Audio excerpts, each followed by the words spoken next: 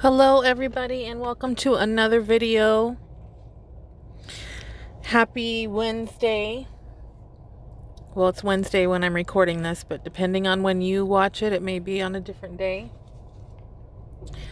I wanted to do a quick video on how the narcissist uses your children that you have in common, child or children, to punish you and to try to control you.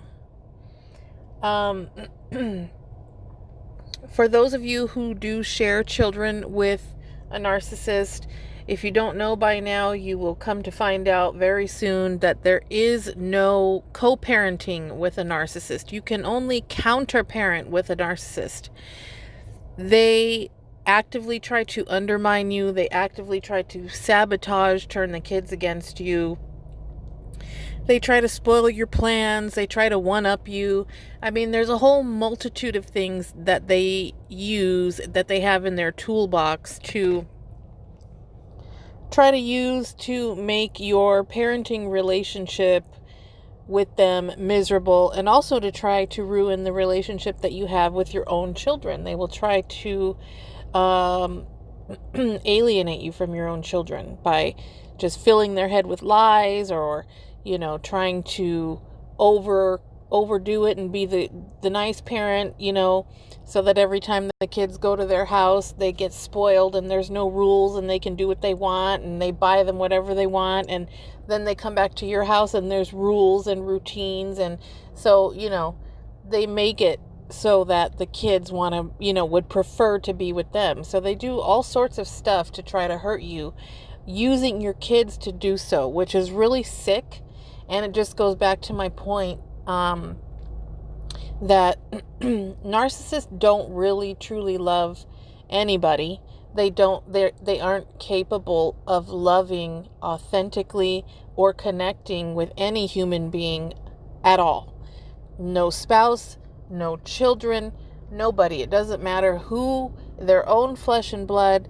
They don't care. They can't. They just the part of the human brain, the part of us as empaths, or just even if you're not an empath, just a regular non-narcissistic human being that loves and is able to care and connect and nurture and empathize and just be a loving, decent, kind human being, they are void of that piece.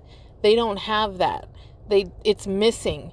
So a lot of people ask, how can they be so cold-hearted? How can they just, up and leave? Or how can they just leave their kids? Or how can they just leave me and just, move on so quickly? And people are just so shocked and hurt by it.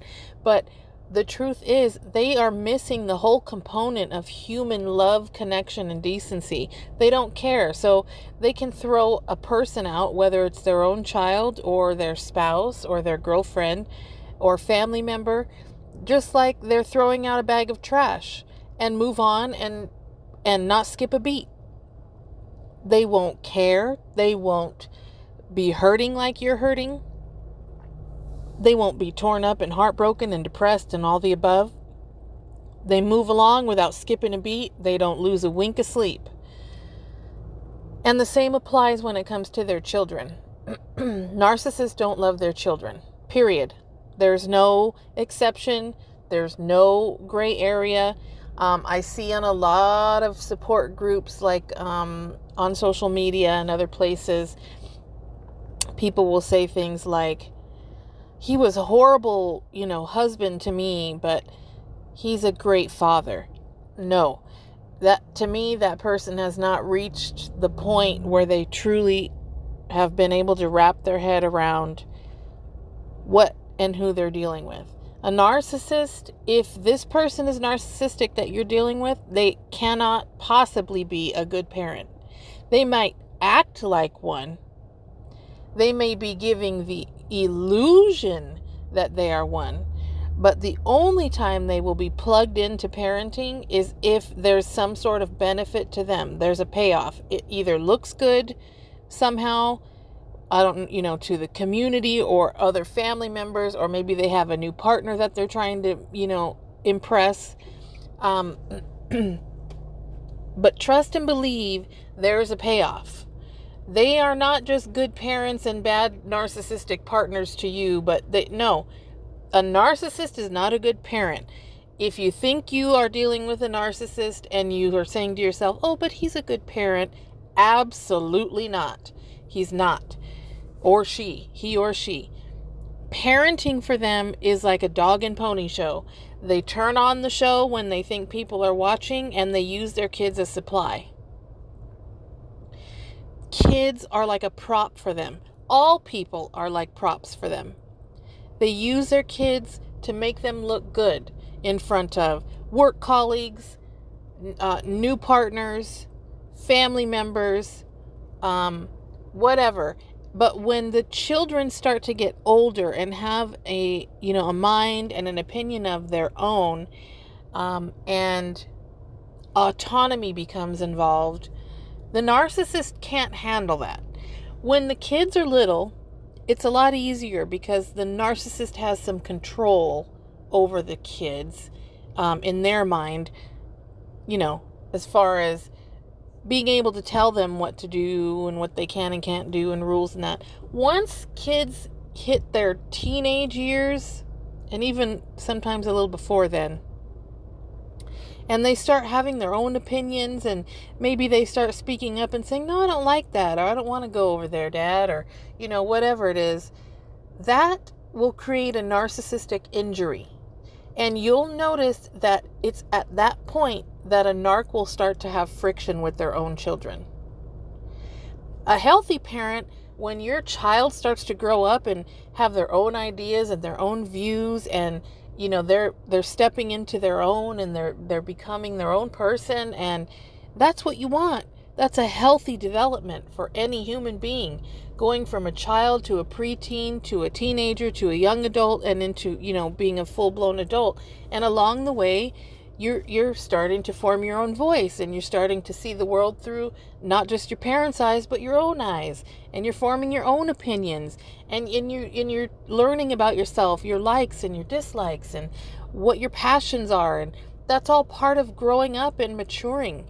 And it's very healthy. And most parents, not cluster B parents, not narc parents, healthy, loving parents, enjoy seeing their kids grow up and thrive. And, have you ever heard parents say, oh, I can't wait to watch you grow up and see what you become? That's because it's true. When you're a healthy, loving parent, you're excited. You have this little human being that you created, and they came from you, and you carried them in your body, but they're not you. They're going to grow up, and they may be completely different from you, and that's okay. That's part of the joy of watching your own children grow up and see what their passions are, and see how you can help nurture those and help them grow in whatever field they choose to, be passionate about. That's what it's about. But a narc can't do that. A narcissistic parent wants the child or children to be an extension of them. So if you have a competitive sports fanatic narc, they're going to want their kids to be competitive sports fanatic kids. The children may not even like sports. You might have a child who would prefer to be in ballet or take piano lessons and has absolutely no interest in sports. The narc doesn't care. He's going to push it on them. Oh, but you just got to try it. They don't want to. They're not interested. They're not you. Kids are not you. Stop pushing your agenda onto your kids. For the narcissistic parents, if you grew up and you loved football and you were a jock, that's good for you.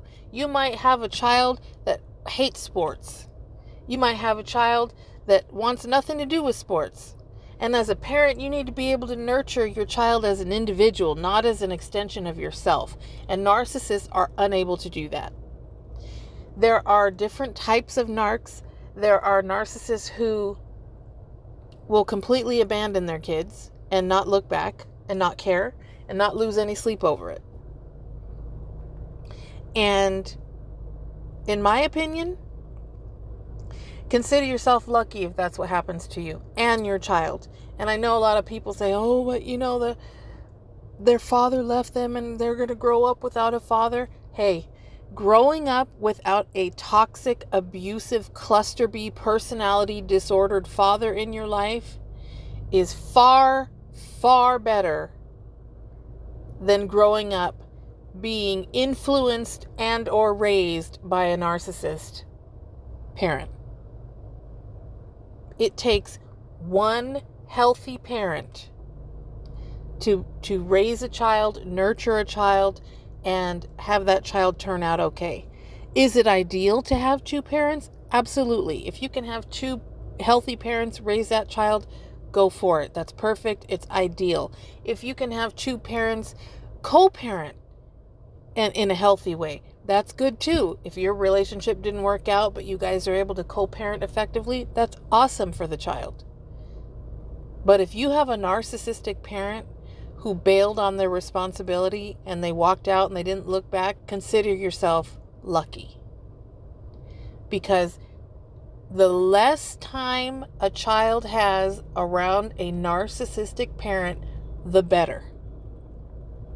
And I know that's hard to do when you're not dealing with a narcissist, who abandoned their child, because there's different kinds of narcs. Some of them will just walk out and never look back. Some of them will try to control you until that child is an adult and be in your business and, criticize your every parenting move and drag you through court every other month. And it just depends on what type of narcissist you're dealing with.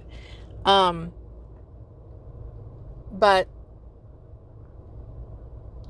narcissists, the less time your child spends around a narcissistic parent, the better. And again, it's another topic I see on support groups and forums on social media. People that, say, oh, don't keep the child away from the father, and that's their father at the end of the day. You only have one father and one mother. No, you can't apply those same ideas when you're dealing with a narcissist. You just can't. You cannot apply those values when you're dealing with a narcissist. You cannot think along the lines of, oh, let me, nurture a relationship between this abusive narcissistic parent and our child. You cannot do that. I'm not saying alienate your child at all. Because, again, especially if you're going through court, that's something that can come back and bite you. However, what I'm saying is stay in your lane. You don't need to push the relationship. You don't need to be encouraging anything. This is an abuser. You got to keep that at the forefront of your mind. This is an abusive person. Narcissistic people are abusers.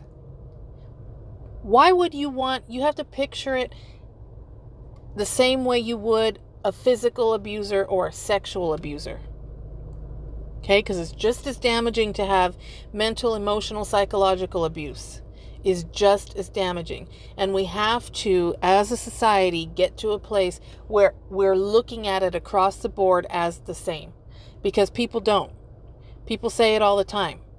I don't know, I'm just trying to be the bigger person, and try to co-parent and this and that. Okay, let's say instead of being a narcissistic, abusive person as a parent, instead of being a psychological abuser, he's a physical abuser or a sexual abuser or he's a pedophile. Would you be saying, oh, well, I want to be the bigger person and I want my child to have a relationship with their other parent? Or would you be getting a restraining order? You got to keep that in mind.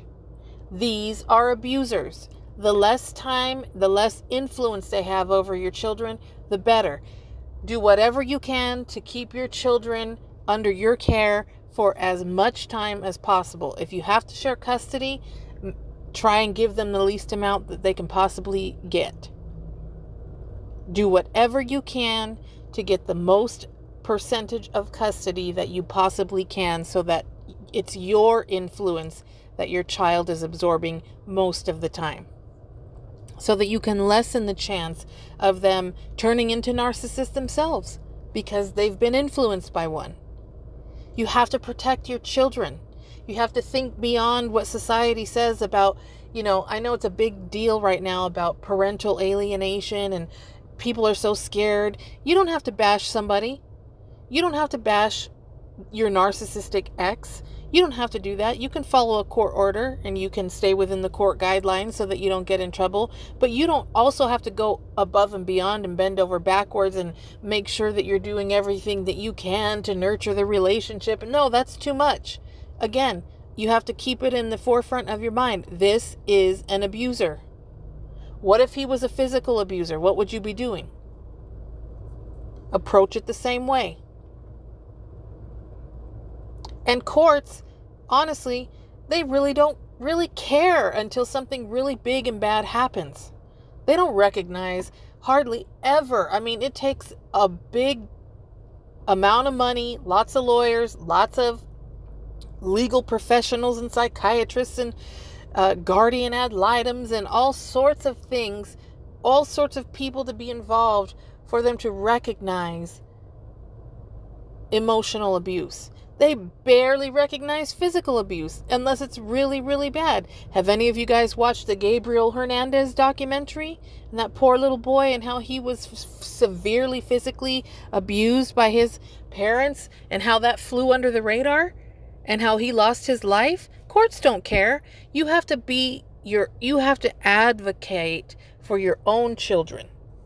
And you just have to be careful how you do it.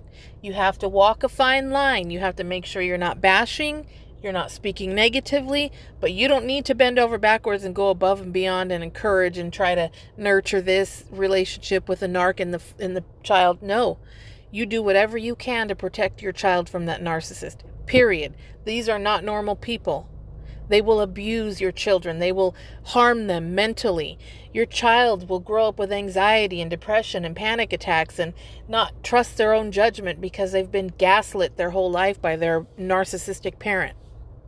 You have to protect your babies. You have to. And while you're co-parenting with these narcs, they will undermine you at every turn, and they will do it. Sometimes it'll be blatant, but most of the time they're very covert. Very covert. I'll give you an example. Let's say it's the holidays. And you just nonchalantly mention to them what kind of gift you're going to get for your kid. So that you guys can be on the same page. I'm getting, little Emily this for Christmas or for her birthday. Just so we're on the same page so we don't duplicate gifts. They're going to go out and get a better gift. A bigger and better whatever it is that you were going to get. Or they'll get the gift, the same exact gift that you just told them you were going to get, and they'll get it and they'll give it to that child before the occasion comes up and spoil your whole plan. So that when now you bought the same gift and when your kid opens it up, they're going, "Oh, I already got one of these from Dad." And it sort of spoils the surprise and the thrill of it all. They'll do that. In a heartbeat, they'll do that. Another thing that they like to do is use the child to try to control you. Because a narcissist is all about control. So if you guys are no longer in a relationship, let's say, they will use that child and the visitation with that child to try to control your life. So if they think that you're, going to start dating or you're going to start going out with your friends on the weekends that they have the kids on your free weekends, they're going to start flaking last minute. Or they're going to do things to be late or early or, somehow mess up the timing of the visitation so that it messes up your plans. And they're going to do it last minute so that you have to cancel your plans, and they're going to do it every time. They're going to show up late. They're going to drop them off early. They're going to try to alter the visitation time. Oh, I'm going to be late. Oh, can we switch days? Oh, I had something come up. Every time. It's never going to be smooth. Ever. What they're trying to do is make it nearly impossible for you to plan anything. For you to plan your own life. When your kids are having visitation, maybe you want to go out on a date. Maybe you want to go out with your girlfriends. And they will be so inconsistent with their own visitation that they will spoil your plans. And they'll do it every time. Something, it's always going to be something. Always. They use the kids to punish you and to try to control you. When I was dealing with my ex-narc, one of the things that he liked to do, and this was in the past before my firm boundaries were in place and I was still, in healing mode. One of the things he liked to do when he dropped our child off for, at the end of his visitation, he would drop our child off. I would open the door to get my child at the door, and he would say, "Oh, can I use your bathroom real quick?" And I would be on, "What are you going to say? No?" Like, I learned I have to say no. I have to nip that in the bud. I have to let him know, "Hey, no, you can't come into my house. I don't want you into my house." But initially when he would put me on the spot, most of the time if you know somebody and they say, "Oh, can I use your bathroom real quick?" "Sure, go ahead. Guest bathroom is right over there." But narcissists will do that to walk through your house and try to be nosy and snoop. And a lot of them are sneaky, and they'll try to plant recorders or little devices, or they'll ruin things, or they might steal something. You don't want them in your house. Do not let them in your house, because they will try to weasel their way up in there. Believe me. "Oh, little Timmy said he wanted me to see his new room. Is that okay with you?" And they'll ask you right in front of the child and put you on the spot. What are you going to say? What are you going to do? If you say no, you look bad in front of little Timmy.